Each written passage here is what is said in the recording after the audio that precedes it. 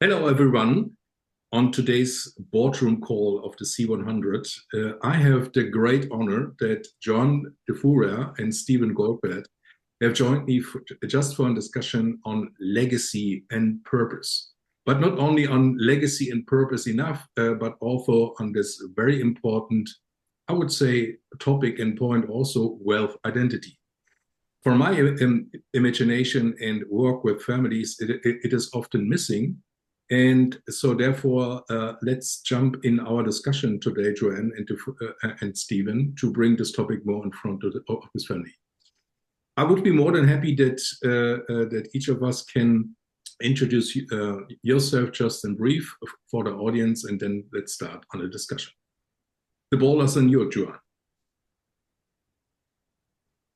Good morning, and Jan, what a pleasure to talk about something that's so important to our hearts. My background happens to be in a family business, a very large international family business, where I saw structure, family dynamics, topics about purpose, meaning, and legacy. And then I went on to get my degree as a licensed psychotherapist and put psychology and business together to now work with families around the globe on exactly what you're talking about. And I think I'll leave it there. Steve and I then started the Money, Meaning, and Choices Institute because what we had learned 25 years ago when we began is people are reluctant to talk about their wealth and the issues that come with wealth and the impact that wealth has. And so we thank you for bringing this to light because we've been doing that work for 25 years. And we're so glad that it's moving across the globe. Appreciate it. And Stephen, you? Hi, hello everyone. I'm Dr. Stephen Goldbart. I'm a licensed clinical psychologist and organizational consultant, and have practiced for 40 years or so. And I think Joan did a pretty good job describing what our focus and our interests are in the Money, Meaning, Choices Institute. Just personally, I'll say that I have a background as a practitioner, as a professor, and as an author in this space, and have worked both sides of the business side as well as the psychological side of this kind of work, family wealth consulting. That's great.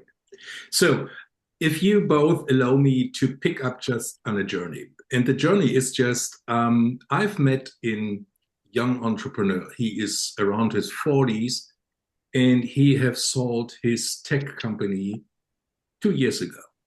And he had a large liquidity event, more than 200 million in euros.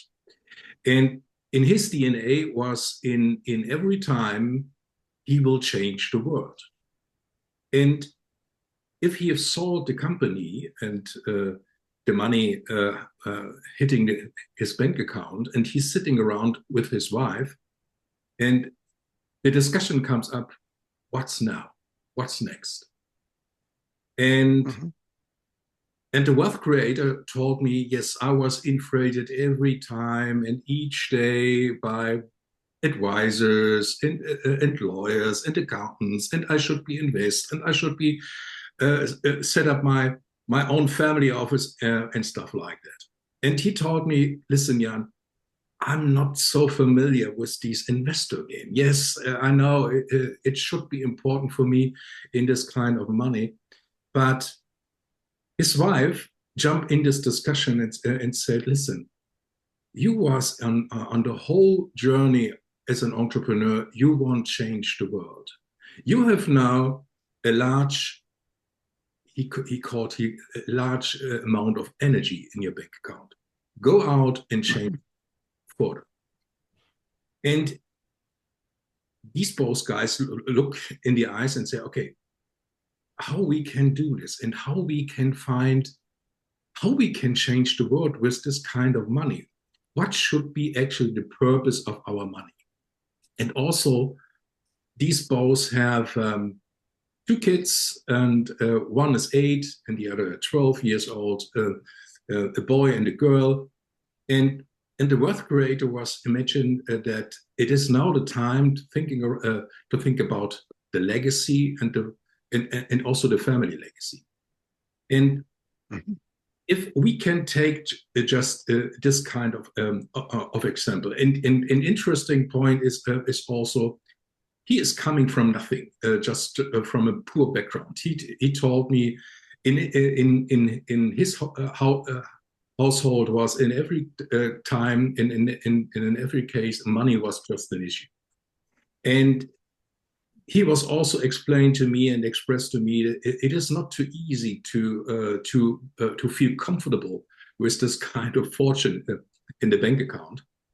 And if we take just this example, if I ask you, what is actually a purpose from your perspective? What is actually a legacy from your purpose, from your perspective, and also what is actually in the middle or in the center this wealth identity? How we can associate all these bullets? So, Jan, Sure. you're speaking to exactly why we started the Institute in the 1990s. We're from the San Francisco, California, Bay Area that was minting millionaires daily, hourly. And so many of those millionaires in Silicon Valley came to us and said, I have more money than I ever believed I would have at a young age. I no longer have to work. Therefore, what do I want to do with my life? And we started talking about values and meaning and purpose. And like you, they didn't know where to begin.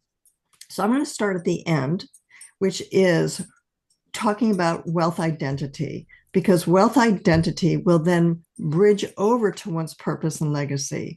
And wealth identity, we believe in summation, and I'll hear me say this quite a few times today, that one's wealth identity will determine their life choices and their financial choices. The better you are understanding your wealth identity, and Stephen can give you a wonderful assessment of what that is, but when one is understanding their wealth identity, that will impact every financial and life decision for themselves, for their loved ones, and for the greater community, purpose, and legacy.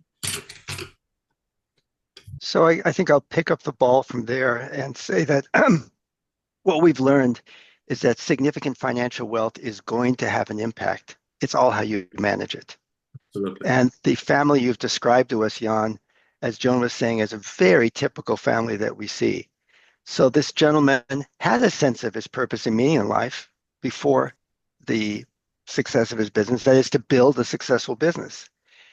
He's now at a turning point in his life. Given I now no longer have to build a business, I no longer have to really worry about money. Who am I? What matters to me? What Yes. will drive my life? That will give me purpose and meaning. And what do I want to pass on? Yeah.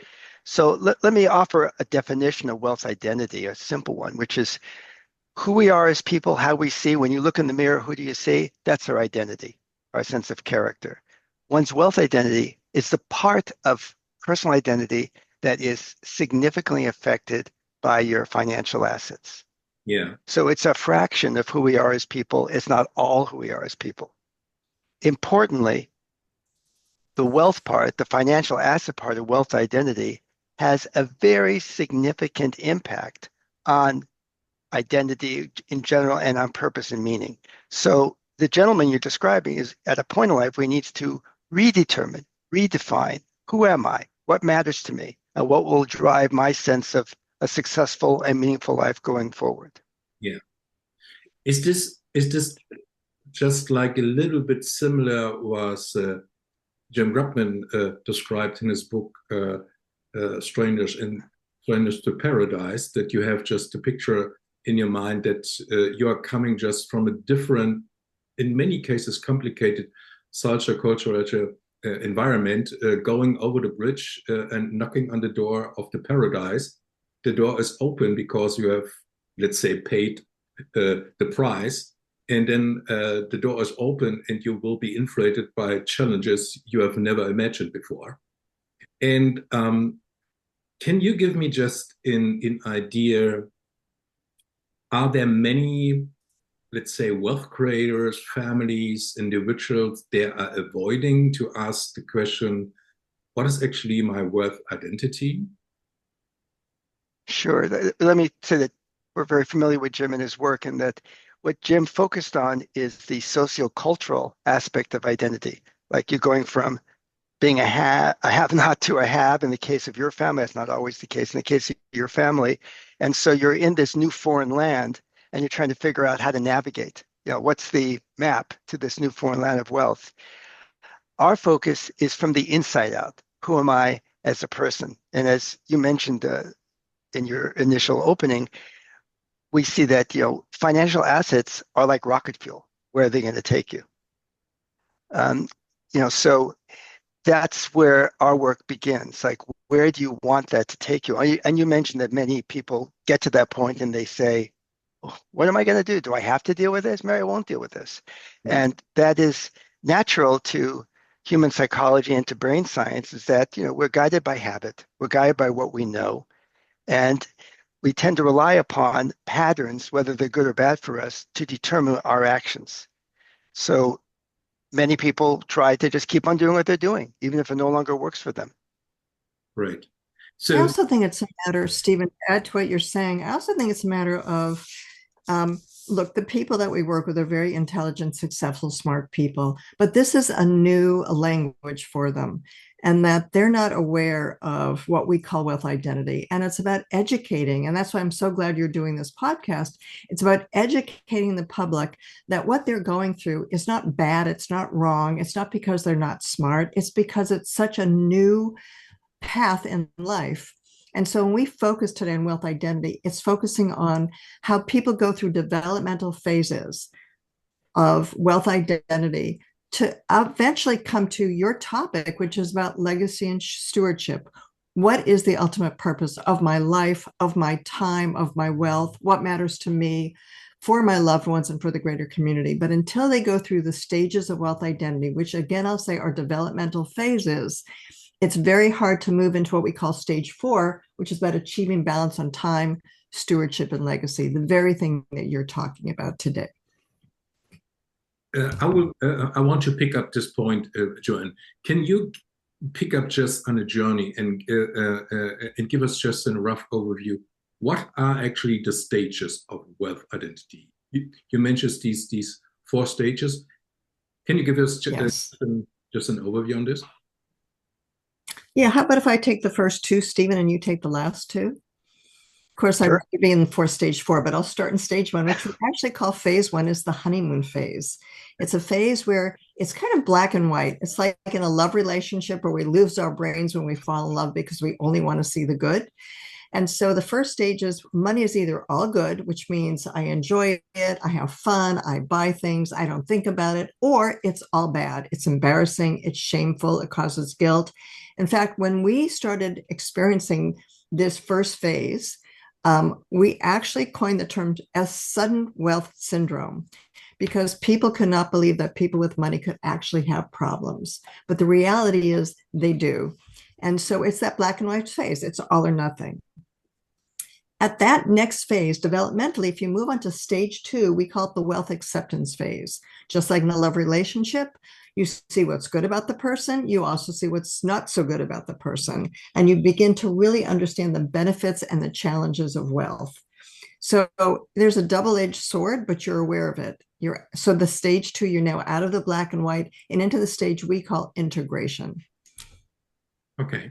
So I'll pick it up from there. I also want to say that movement or progress across these 4 stages is affected by age. It's certainly affected by the amount of time that it took to attain the wealth. It's a lottery winner is very different than somebody who spent 35 years building a business. Yeah. And is 65 versus 25. And it's also affected by one's background. Whether you come from a background of money or no money, how comfortable or familiar you are with what it means to have financial assets. So the third stage is identity integration. And at this phase, one moves from, oh, I've gained comfort with what's good or bad about having money, to I own the fact that I have this money.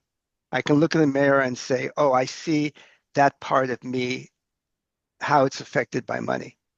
So I've gained a personal comfort zone with my wealth as an individual. Yeah. The 4th phase, which we call attaining balance, has all to do with finding the life path, the journey for me and my wealth that will find balance between my individual self, my legacy, my purpose. So at that point, there's a game plan for how I want my wealth to continue, not only for me, but for my family and for the society, perhaps across many generations. Okay. Okay. So for some people, progress across these four stages goes quickly, can happen in less than a year. For others, may get stuck at one stage or another. Howard Hughes is a great example. He, very wealthy man. Most people are familiar with him. Hughes Aviation.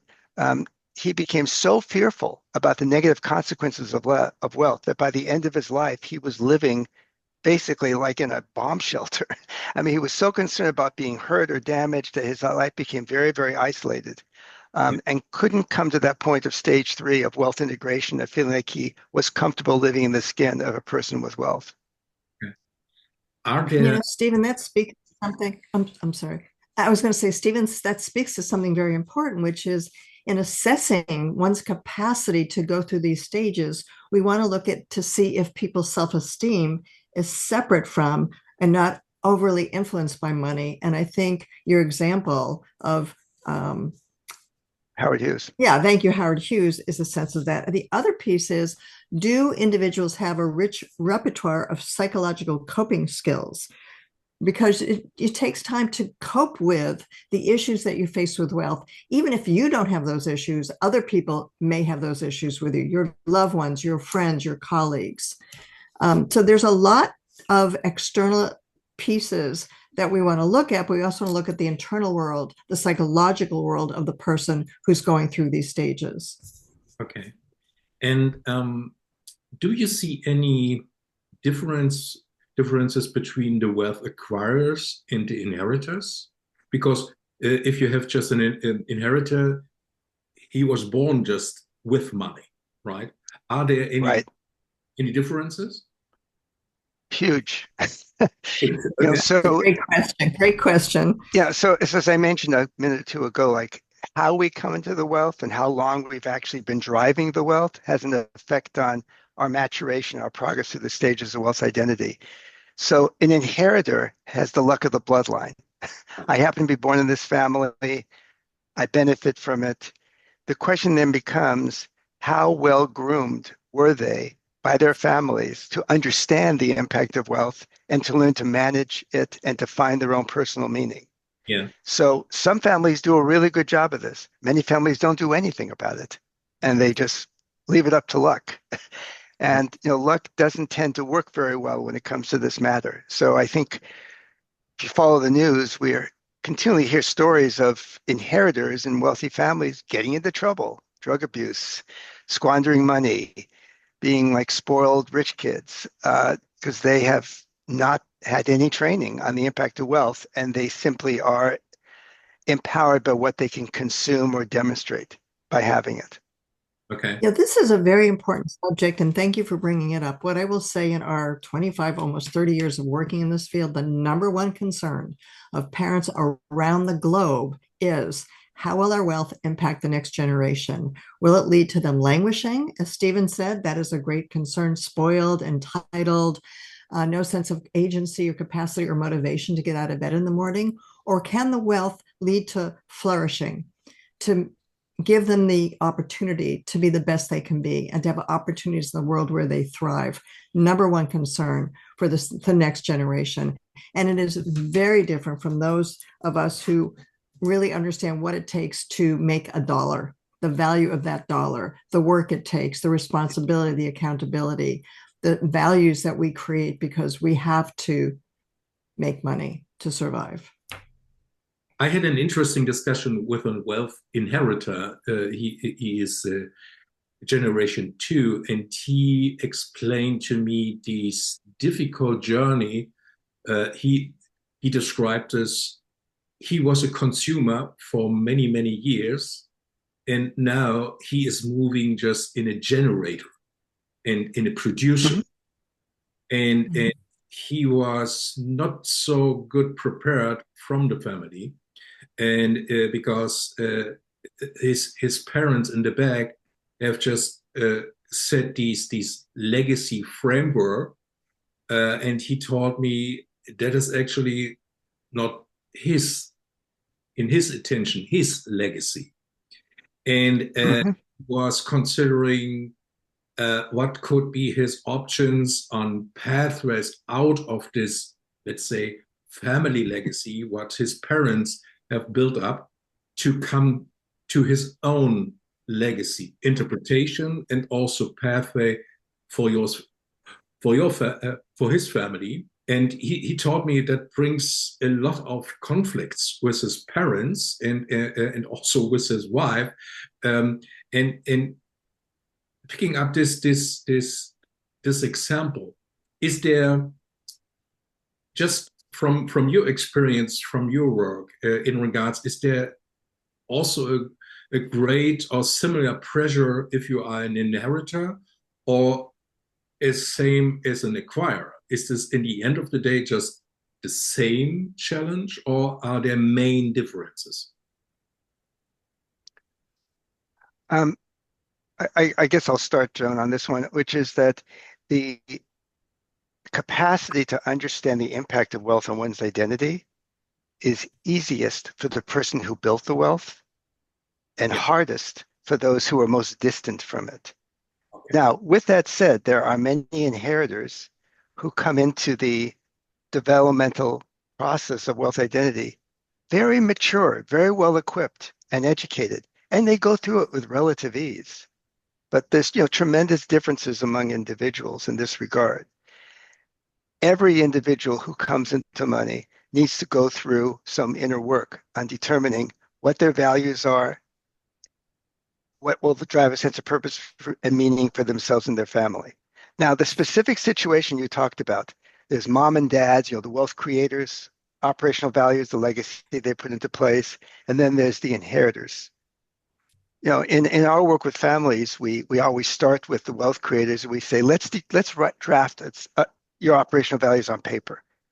And then let's have a family meeting with the next generation. You present them and see where G1 and G2, or whatever the generations happen to be, can find common ground. Yes. We then say to the next generation, and let's help you determine what your values are, separate from the wealth creators, that will also drive your pathway in life. So it's not an either or, it's a both and. The family for family connection and for a sense of shared family legacy needs to find common ground. And each generation, each family line needs to determine its own operational values in order to say, oh, here's what we want to do. Here's the impact we want to have on our kids that may be similar and different than that of the wealth creator. Yeah.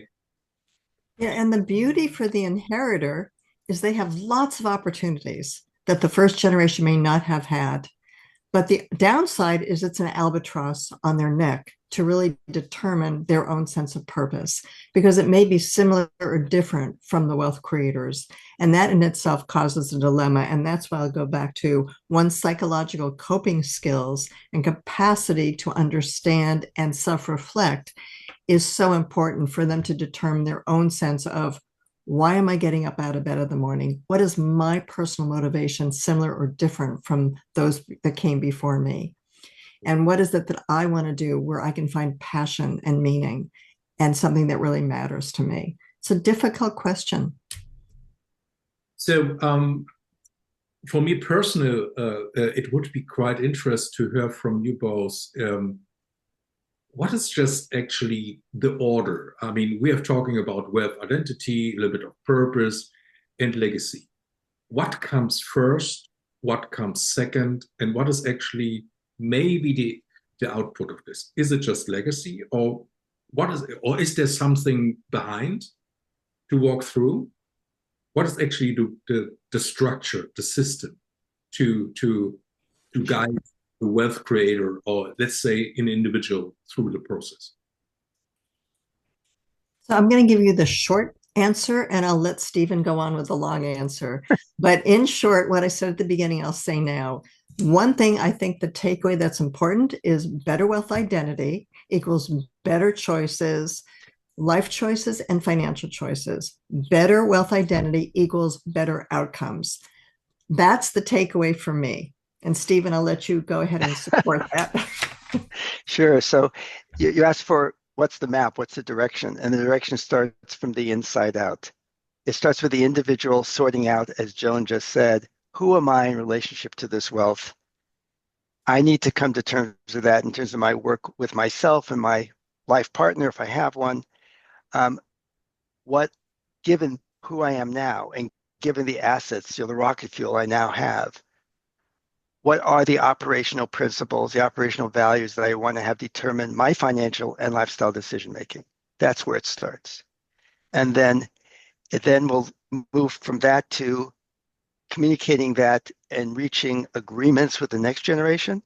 And that can include agreements also on family governance. And then it expands further out to how do I want to have my sense of purpose and what matters to me affect my local and global community? As a global citizen, what do I want to see happen, whether it be in this, during my lifetime or thereafter? You know, we have many clients who say, I'm spending it all down when that time I'm dead. I'm going to get as much done as I can. I have a large family foundation, but the time I'm gone, it's going to be spent down. Others who say, as you mentioned, some of the issues I want to tackle, like global warming, could take 6 generations. So let's plan for that. It starts with what are my values, and then just like in an organizational strategic planning process, let's get a sense of what it is that matters to us and where we want to go. And then we'll talk about how we get there. And then it needs to be a monitored process where basically family meetings, we come together and we talk about this periodically. So we stay on track, see where we failed, see what we've learned, and adjust accordingly. And importantly, have family members participate in such a way that they feel empowered and on board in the process. And Stephen, you just said something very important that I want to underscore, which is adjust accordingly, is what you said, which is, look, we want to renew and review every step of the way. People may say, oh, we choose this purpose or legacy, but life takes us many places. And I think flexibility and open-mindedness and lots of shades of gray allow us to keep moving in different directions as we mature, as we age, as we go through different phases of life. So I think I want to take the heat off of anybody listening today to think, well, I must pick my legacy. No, you may start somewhere. Just start somewhere. And the path will keep going as long as you think about it and you talk about it and you engage with it. Yeah, I mean, what I see in many discussions is that let's say that there are two groups. There is one group to say, I'm not interested in some of this legacy stuff, and when I die, I die. It is what it is. Mm-hmm.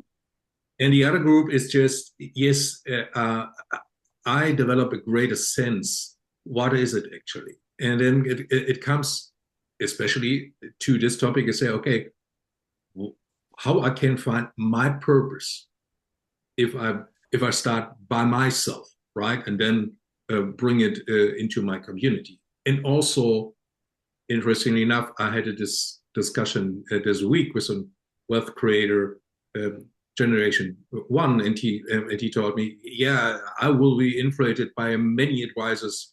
They told me, yes, you should be develop your legacy and all the stuff. And he said to me, is this just a buzzword? What is it actually? What is it, right? And more importantly, he was asking me, is there any legacy touchable? That's just the flip side of this. To sit in a room with an individual who have done this path and have developed his legacy. I've described it. It is just, in the end of the day, just a result of your personal development process. Because by and large, wealth is just an amplifier, right? It brings some good things in front of you, but also some bad things, right? And you should be confronted and deal with this for your own benefit in the end of the day, and then also for the benefit of your community. But if I transfer these kind of question to you, what is in your interpretation just the legacy? I mean, you work with a lot of families, and I guess you have seen many examples, and also you were part of thinking processes and discussions how we can develop our legacy. If I ask you, what is actually a legacy? Sure. And how I can find my framework for my legacy. It could be different for each of us, but at the end of the day, it is just in us as humans that we will last something, right? And Right. Right. So let me see if I can begin to answer the question, big question. So, the term legacy, which is a buzz term, you're correct, comes from the same notion as heritage. How do I want to be remembered? yeah, Right? How do I want to be remembered? And so it's always been the province of those who have power and have wealth to want to have some kind of impact on the future, whether it's their names on university buildings, in Bill Gates' case, end world hunger, clean water, or in the case of many of our families, the legacy is, I want to ensure that future generations, my great grandchildren, aren't spoiled. I want to ensure that the ways in which this money affects them will elevate them, not result in languishing. So it could be something as personal as that to something as global as what Bill Gates wants to do, right? So, and it could be something as more like, my legacy is when I'm gone, um, I hope you have a smile on your face and we have a great party. that's So it's a very personal thing, but what's important here is that, and I'll go back to where we started, is that money is going to have an impact. You've got a storage of a lot of rocket fuel, and it's there. What's going to happen with it? How do you want it deployed? How do you want it used? You can have this fanciful estate plan, but what's the impact going to be on other people? So when you think about your legacy, you're thinking about, I've created this energy. What's the energy conservation plan? What's the energy deployment plan going forward? yeah, With however you want to do it, yeah. that's your legacy. um, I want to mention one other thing that, and to pick up on something that Joan said, a lot of this is determined internally by one's capacities and competencies. And to that end, Joan and I and Stacey Allred, a close working colleague, just turned out a book called The 10 by 10 Learning Roadmap There it that is. that allows anyone to look at the life stage they're in, think about the milestones and challenges of life stage, and to pick some learning activities to get them going on a plan of personal meaning to deal with wealth identity and their future. That's correct. So I also wanted to give you a very simple notion for those out there who think about legacy as a term that's just too big to cope with. It can be, and Stephen gave some great examples. It's as simple as thinking about what really matters to me during my lifetime, and perhaps for some, once they're gone. What really matters to me, and what do I pass on to the people I love, to future generations, and to the greater community? Great. So we are coming to the end, and I have two a closing question. The number one is you have mentioned these that actually, from my understanding, developing in wealth identity should be and must be part of a governance. Right? I'm correct? Governance. If you're talking about ought a family agree that wealth identity is very important to tackle, yes. So if that's an underlying value, then you'll have governance for it. So basically, the way we look at family governance is that it's the servant of the family's values. So if that's the family's values, which we would strongly recommend, then yes, there would be governance. Yeah, my question is based that I mean, take a look into the reality. I mean, very, very few speak about or discuss within the framework of the family governance about wealth identity. Mm-hmm. And that's I mean, in the end of the day, it's bad, and it is not helpful because all these framework is if you want built up on sand, if you want, right? It's not stable, right? And if I can put you just in a situation, and if I give you just the opportunity that you have just three wishes, for the future, because we will see an increasing amount of wealthy families.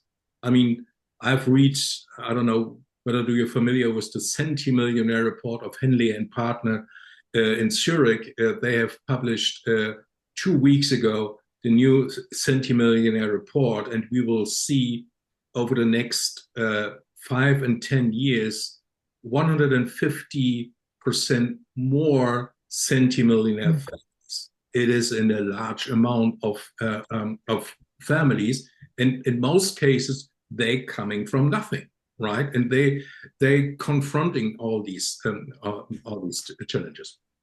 And is there anything else what you can give us just as an advice for the future?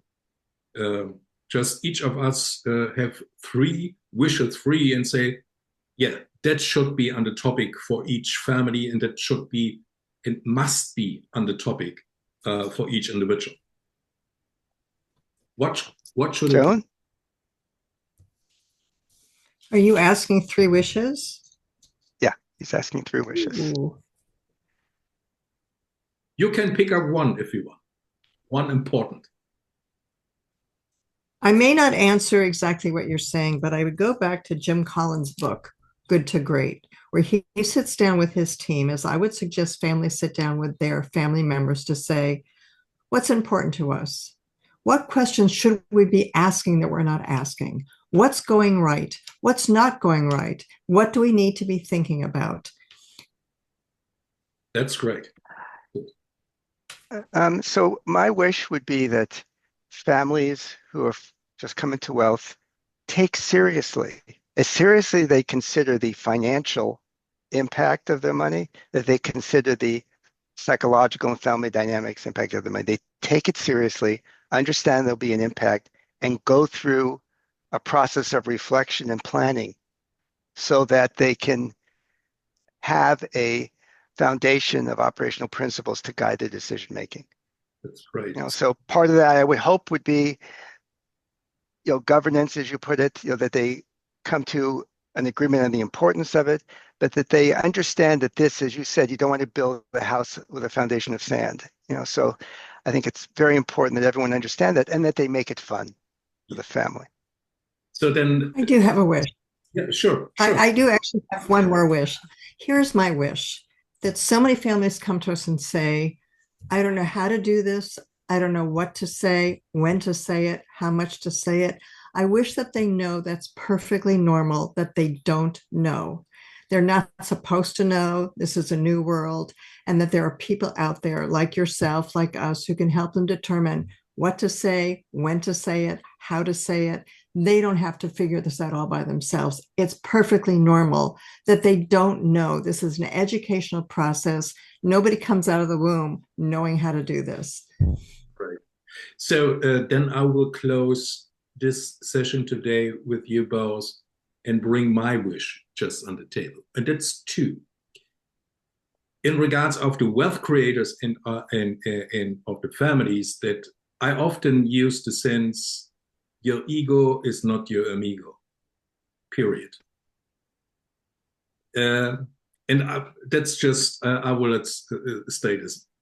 Number 2 is, and I pick up your comment, Joanne, if we just live in a changing world of wealthy families, it is also our responsibility as advisors that we break down our silos, because it is not for the benefit for the families that we as advisors not be able or not willing, or I don't know, to be collaborate for the benefit of the families. Because I mean, if you take a look around the globe, there are a lot of advisors. I mean, many of them talking about a lot of nonsense, excuse me for this, but the others are working in silos, right? And that is just the way of the evolution, that we can support these increasing amount of families. That is just my wish, and also I hope we can do something together in the future. And so it was a great pleasure, Joanne. It was a great pleasure, Stephen. And hopefully we can continue our discussion on this very, very important topic. Many, many Thank thanks. you so much for having us. Thank you for talking about such an important topic and bringing us into the Indeed. world.